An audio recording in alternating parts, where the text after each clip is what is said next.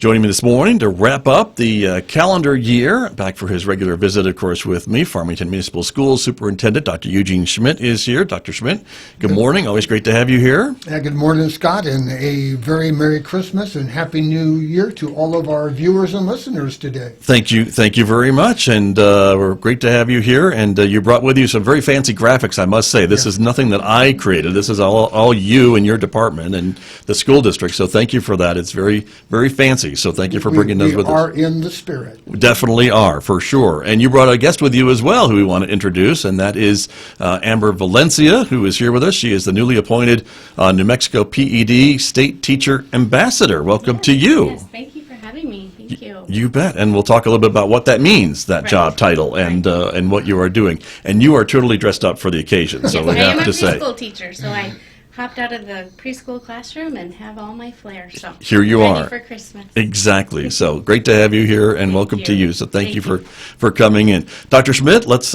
get right into it and talk a little bit about the school year, right, or at least the calendar year, and how things are wrapping up in the month of December. Yes. First, I'm going to give a moment for Amber just to celebrate the willingness to be a person that steps forward and works with Secretary-designate Kurt Steinhaus, New Mexico Education Department, that you have brought voice from our teachers to the state. And I know that work is important because not only do we want everybody to aspire to be a teacher, but you're a role model as a second career person whose story I think would help inspire others to consider being a teacher. So, Scott, with your permission, I'd love to have Amber share a little bit about her story, and it's a wonderful story. Makes us all feel Christmassy. Very good. Well, 'tis the season, so as they say. So, Amber, if you wouldn't mind, tell us a little bit about your journey, if you would. So thank you for that. I appreciate that. I went through college, didn't know what I wanted to do, kind of a chronic college student, dabbled in all sorts of things. It took me about 6 years of college to finally decide, okay, I'm going to do community health. I was a health education specialist for quite some time. I worked at New Mexico State University doing, health education for students, college students. We had a peer education group where the students would go and educate their peers on topics related to health and wellness. Wanted to move with my husband up to Farmington, or he was at the time my fiance. So I found a job up here with Family Crisis Center, and I moved up here, and I was the community educator. I did outreach in the schools with Farmington Municipal Schools. I did teen dating violence prevention. I worked in the jail. I worked in the DWI treatment program. I was just trying to do a lot of education. I didn't find my calling. I was doing, really powerful work, and it was purposeful, but I kind of felt like, I was working with adults, and my degree was in prevention, and I was working with adults past the point of prevention. And I read an article in the Daily Times about San Juan College's alternative licensure program about how, professionals could go into the teaching profession. And it had never occurred to me. I never knew it was an option without having to get a master's degree or go back to New Mexico State, go somewhere else. And the more I thought about it, education is really, truly prevention. And I decided to go into special education. So I started my program here at San Juan College, I believe in 2010.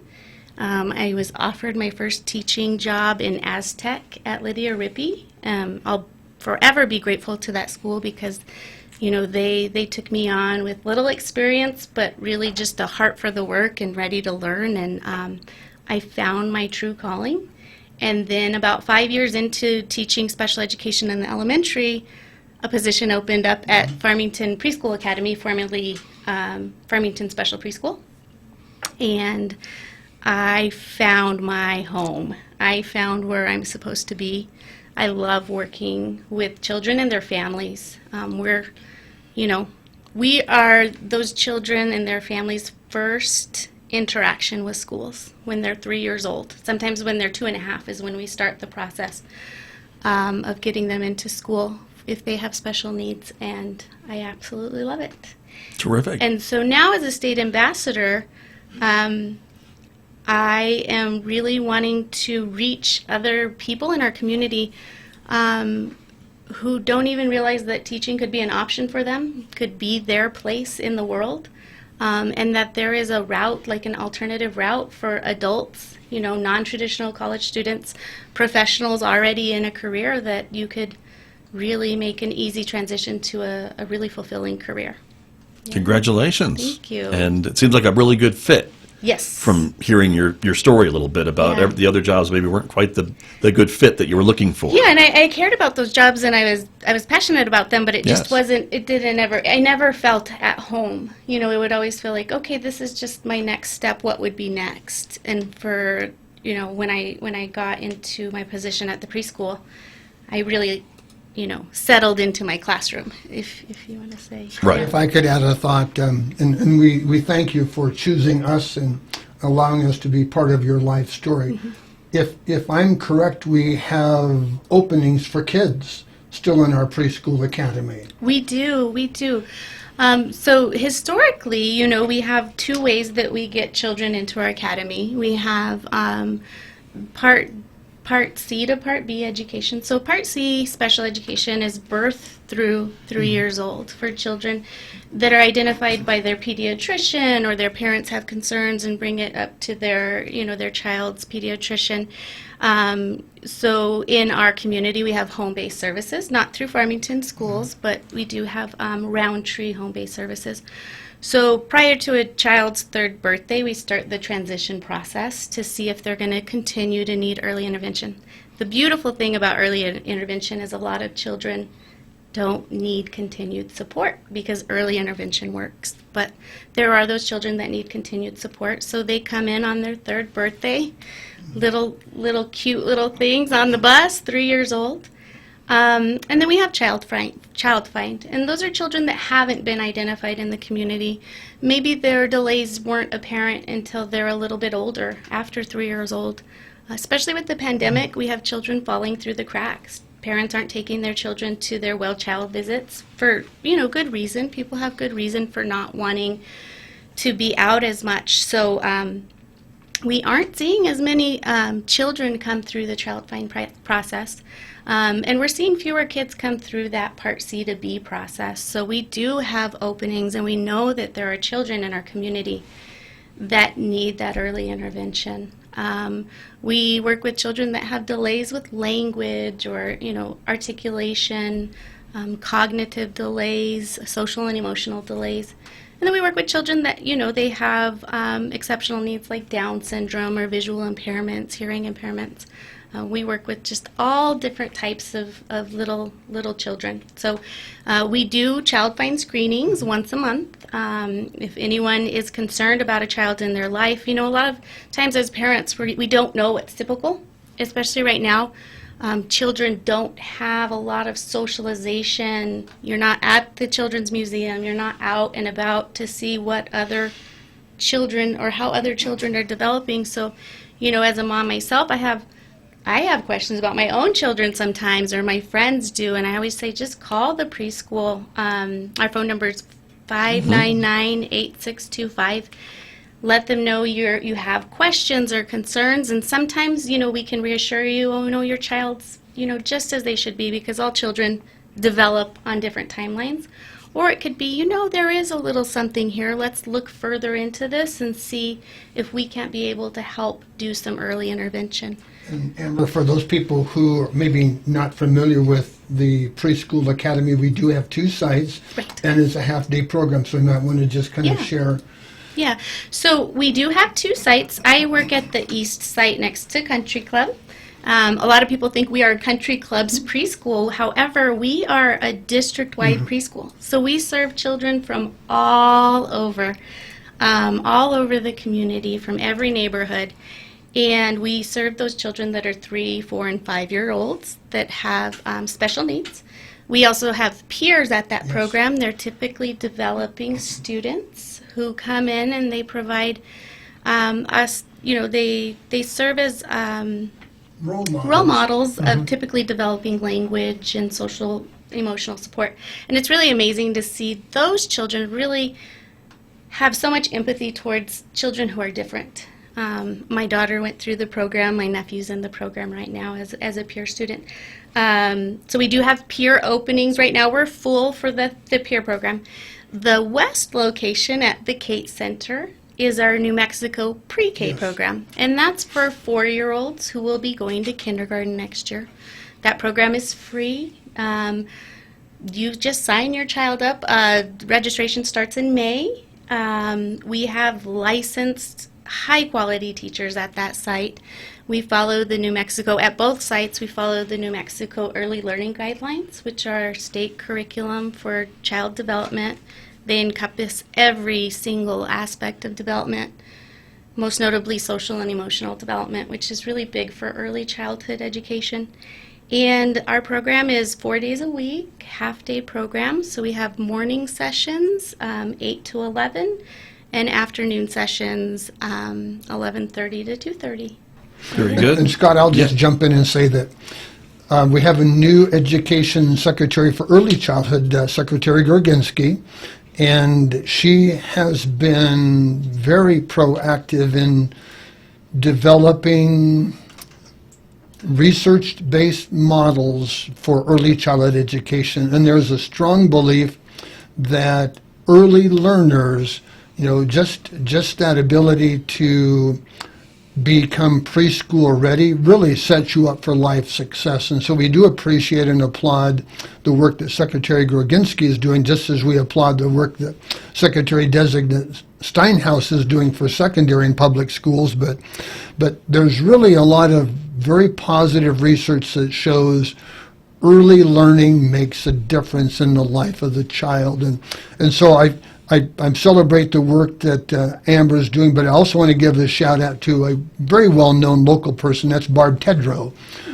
We know her through Gold Star Academy, but she is an advocate, a staunch advocate. I think that she serves on Secretary Gorginski's committee, and her efforts to push outreach for early childhood learning as well. So there are people in our community that I will say are not school affiliated, but great public partners. And so I would want, you have choices as parents. We'd love to have you choose us, but there are, private for-pay agencies out there as well that provide a high quality early childhood education as well. So as parents, you need to think about this. We have openings at the school.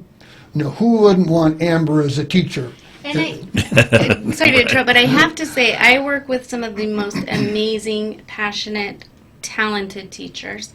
I just went through the national board certification process for teaching, and I told my principal, I said, working for the school, working for this district really prepared me for that process.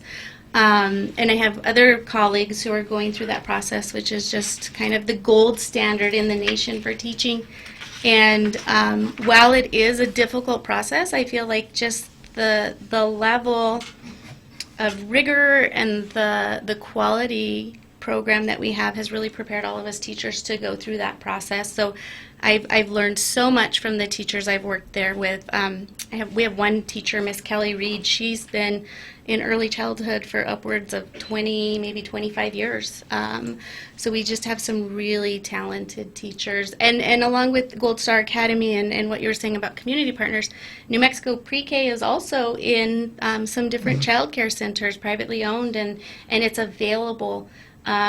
Really, we just, in the community, we want all children to have access to quality early childhood programs because, like you said, they make the biggest difference. And one of the things I love so much about preschool is you see this growth, that it might not be like a major academic thing, but it could be from day one to now. I have a student who's saying his name or who is not crying. He comes off the bus happy. And so we just really celebrate those really big milestones for our little learners. Right. Amber would not know this, and so spoiler alert, I have a 4-year-old granddaughter who is in her first preschool. And so it is fun watching that maturation of kids, that confidence that they gain, that first day when, mom's in tow, reluctant to even leave the room, till the next day when they said, Mom, get out of They're here, like, I'm "Bye." fine. Yeah. But just how quickly kids adjust to a learning world. It's welcoming. They meet new peers. My favorite, Scott, is, as older single child, you learn to play with others. And so it's interesting how you can use that experience to not only learn colors, socialization, but just being part of a bigger world. Yeah. Very good. Well, and that's great. And we're hearing a lot, I think, of some statewide conversations about the importance of early childhood education and preschool and pre-K for availability for all New Mexico children and getting into the various nooks and crannies of our entire state. And I know we're going to talk about the state legislature in just a moment, Dr. Schmidt, but I imagine that'll be another hot topic in 2022 to maybe make that available for all children. So thank you for coming in and sharing your story with us, and it's great to see you thriving so well in this position. Yeah, thank you. And just I'll be real quick about my role as a state ambassador with the Public Education Department and Dr. Steinhaus. It really allowed, to me, what happens at the Public Education Department, what happens in the legislature. As a teacher in the classroom with my head down, working with children, it feels like this mystery. And this, it feels like our state leaders are unattainable, and so they really created this program to give teachers a voice. And so what I'm doing with my group is gathering information about the issues that are affecting teachers, that are affecting our children and our community, and having a direct line to Dr. Steinhaus and decision makers, because our state and our decision makers, they want to make changes, and they want teachers' voices heard in that. And sometimes teachers feel like decisions are made by people who have never been in the classroom, or maybe haven't been there in a long time. So I'm very honored to be able to do that. It's a 2-year appointment, and I hope to be able to work with Kristen Burns. Yes. She's at Bluffview. She's another state ambassador. I think we're pretty fortunate to have 2 in our city, and she and I we're just kind of making an overall long-term plan, but then we really do want to hear the voices of our teachers in our community to be able to, because there are issues in education right now, and there's a teacher shortage crisis. So thank you guys for having me, and I just look forward to doing what I can to share the voice of teachers. I can't think of a better ambassador. Thank you. Thank you. There you are. And I think your choice of words was right on. There's not just a teacher shortage, it's a teacher crisis. Yes. Throughout our state, throughout our country, Yes, I think. there's over 1,000 teacher vacancies right now, up Wow. from under 600, which was, like you said earlier, it was bad before. Right. And it is a crisis. And now It it's is- worse. Yeah. There you go. Well, Yeah. thank you for coming in. Thank you. Great to learn more about what you do and what you will be doing thank you. for teachers in the Farmington School District, and I think throughout San Juan County too, probably. Yeah. So, Thank you. Wonderful. Dr. Schmidt, thank you for bringing Amber in, and I know there's much more to talk about with you, including some of the other things that you've accomplished during the year that you wanted to kind of point out and celebrate while you're here with me today. And so, again, the big push last year, if we had this show last year, which we did, was getting kids back into the classroom, that face-to-face learning, and that was accomplished in 2021. Yes, and so let me begin by sharing that as this year comes to a close, really a lot of remarkable things took place, and we're going to celebrate a few of those on your radio today. And I also appreciate you giving us an opportunity to say, and we still have a half of a school year to go. True. So there's That's true. A lot of things yet to be done, even as we celebrate those. And so I do want to give a special thank you to student, staff, and our parent community, because we spent almost 18 months rural and remote. And the message since 2020, March 13th, it's a memorable day, that get kids back in school.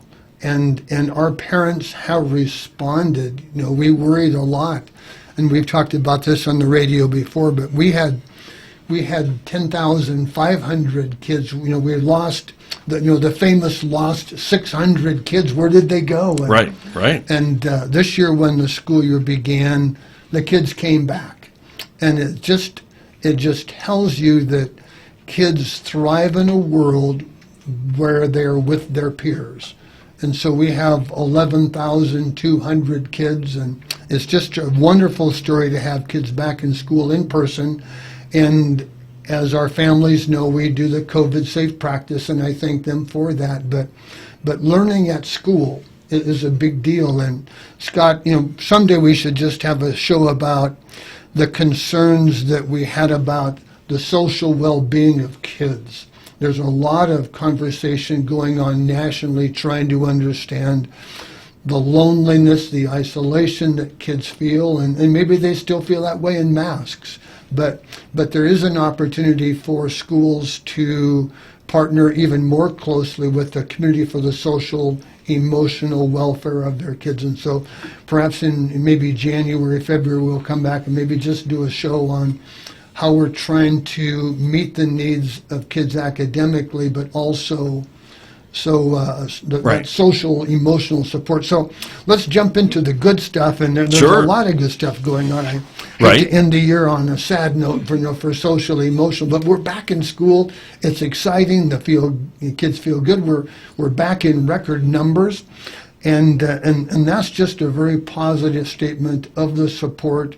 People vote with their feet. And all these kids in school is an indication of that's where we would prefer to be. So good for that. But we also have elections that we want to kind of reach back and think about. True. November 2nd, we had almost 4,000 of our community members vote for not only the school bond, that we'll talk a little bit about, but also we have a change in board. We welcome Andra Stradling to the board. She'll be seated in January. Keith Corley was reelected, so welcome to 4 years of school boarding and all the decisions and responsibilities that come with that. But I know your new board member, Andra Stradling, went to their kind of required board member training, right? Yes. That's required of all new board members, and so that was a day or two or more in Albuquerque, wasn't we it? just spent a really nice 3 days in Albuquerque with the School Board Association doing, as you described, the onboarding and what the state's official version is swearing in. We'll do it again. Judge Paul Briones will be helping us in January with the new ceremony locally. But what's important about the bond is that 58% of our people, our voters, felt that their tax dollars were being well spent. And that is my promise to the community as we look forward, is that $8 million over the next 4 years will enhance. And I know that, for preschools and some of our elementaries, that includes new playgrounds. And so get excited if you have kids in the elementary, even as we look at heating and ventilation systems and roofing things. The things that the kids want to see are playgrounds. And so, right. And maybe mom and dad too. I don't know. But yeah, you're right. But that's a big part of that bond issue that was passed by your 58% of the voters who said yes. We're going to go back and take a look at. So part of that, as we look forward, and I'll get to that in a few minutes, but we'll be forming a facilities master plan. But let me just jump in a couple of other bits of good news on this. We're going to relaunch our social media presence.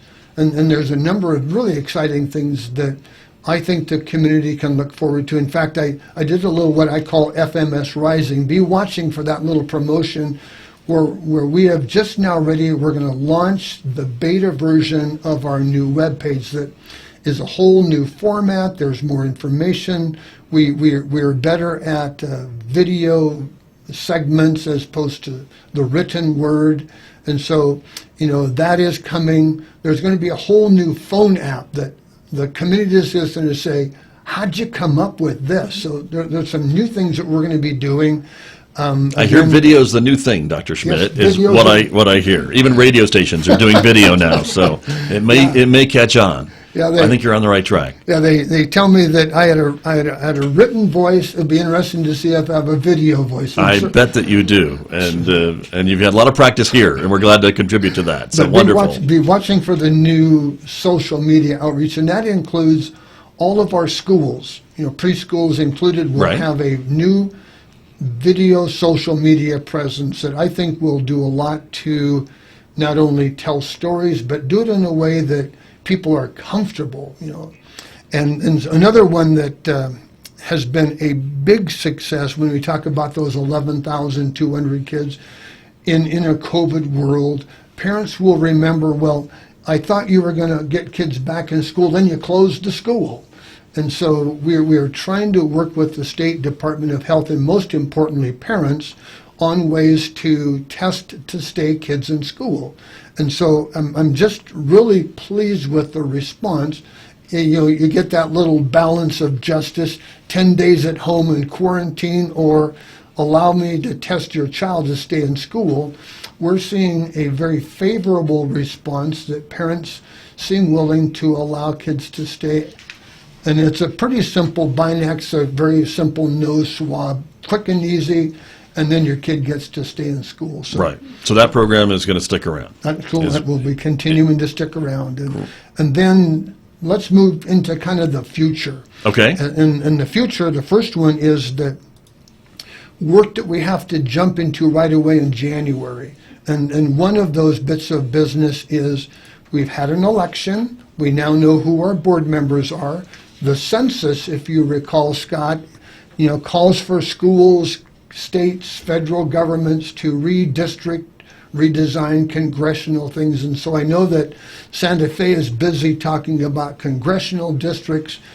Our school board has the same responsibility as a census response. And so I will be bringing a proposal to the school board in January that calls for them to create a committee to examine the balance. By rule, all board boundaries have to be within 500 people of each other.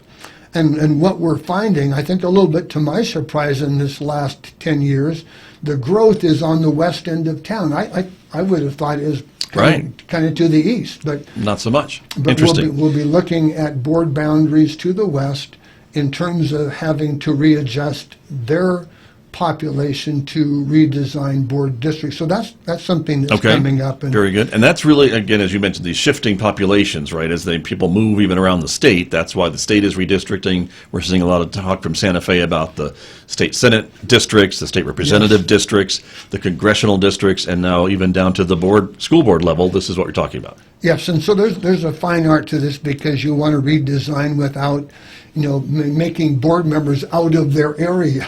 Right. So it's an interesting process, and I would want the community to just be listening. Perhaps we'll talk more about that in January or February. Okay. And then another one that we've spoken to a little bit that's really important, and that's our 5-year facilities master plan. The community just entrusted us with $8 million.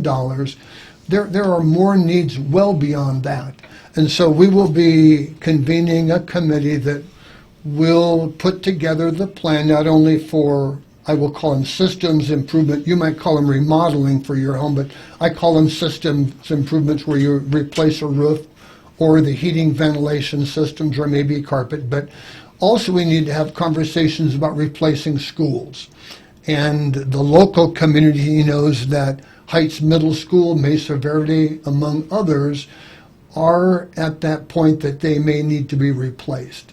And so this will be an important community work or thought process to examine a future that not only really goes 5 years, but probably goes 50 years into the future. So, Okay. so be watching for that. Very good. All right. And just a couple of minutes remaining this morning, but we have just a couple more points that we want to make on the program I'll be today. really So fast, and I appreciated that's all Amber's right. comment earlier about what a great partner San Juan College is, alternative licensure. We actually have other kinds of conversations we're going on, and two of the ones that are just now in the offing, we have a new dean. I'll give a shout out to Dean Eddie Rawlinson, who's in conversations with not only the Four Corners Economic Development, but Farmington schools as to what might a future look like with a new IT, information technology pathway, including the dual credits that certainly are high school kids. And so a shout out to San Juan College for thinking with us as a partner and a customer in what can we do to create new pathway opportunities for kids who maybe want to live in that information technology world. And another one that is just late breaking, and that's an opportunity that San Juan College is in articulation agreement with Western New Mexico University about, once again, how do we create an even faster a pathway for future teachers, and this might involve something called residency. So Okay. that's a little spoiler alert that we'll come back and talk more Okay. about in the future. And then, probably the last thing is just that the state legislature is gearing up. It's going to be a late January, early February short session, 30 days. And what I think is important to us is talk of staff raises, much welcomed, to draw new interest into the profession as well as keep people in the profession. If we can get those salaries up in the $50,000, $60,000, $70,000 range for teachers, that's going to make a living wage more possible. Scott, you have no idea how many people in my staff have 2 jobs or 3s. Right, And sure. So Well, let's honor profession by raising that salary to a living wage. that's a lot of people these days, not just in education, but Yes. in a lot of places. But I know the governor made quite a bit of news when she announced that she would like to see a 7% increase, I believe. Yes. And so obviously the legislature needs to agree with that or come up with their own proposal for the budget. So we'll see how that goes Yes, yes, in and- the 30-day session, as you mentioned, that And begins. I got to give a shout out to the oil and gas industry for really making this conversation possible. A lot of revenue from the oil and gas industry, and I think the projections that we have seen talk a little bit about big surpluses for the Yes. budget, which the legislature will be working with, and which is why even this talk of 7% is even possible, I think, without being laughed out of the room, that there may be money to pay for something like that. So that's what you're talking about. So very exciting. Well, Dr. Schmidt, I do always appreciate you coming in to visit with me and share the news of the Farmington School District. You've committed to doing that throughout the year, and even 2 days before Christmas, you're here talking with me. So I appreciate that very, very much. And happy holidays to you and to everyone in the district. Thank you so much. As well, happy holiday. Thank you very much. My guest this morning, Dr. Eugene Schmidt from the Farmington Municipal School District. Also, thank you, Valencia, for coming in as well. And Merry Christmas, everyone, from KSJE.